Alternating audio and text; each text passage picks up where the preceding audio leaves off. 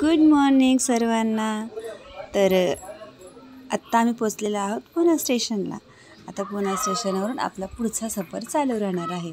आणि हे आपलं पुणा स्टेशन लांबून व्ह्यू पाहायला खूप छान वाटतं आहे, पण खरंच शहरातलं वातावरण कसं तरीच मला जीव घाबरल्यासारखाच झाला.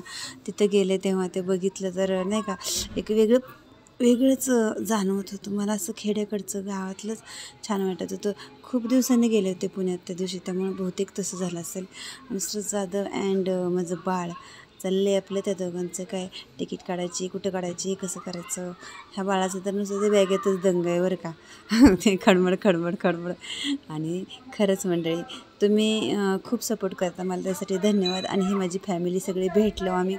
ट्रेनमध्ये एका डब्यात बसलेलो आहोत. बाळाचं काय चाललं आहे, योगिताचं मेहंदी काढायचं चाललं आहे, दीदीचं, माझी बहीण, भाऊजी आणि मिस्टर जाधव, ही माझी मम्मा, माझा देवबाप्पा आहे ती. आणि हे आपली दीदी, यांची मेहंदीचा प्रोग्राम चाललेला आहे. मिस्टर जाधव पुढच्या विचारात काय आहेत, साडू भेटलेले. पूर्ण ब्लॉग बघितल्याबद्दल खूप सारा धन्यवाद.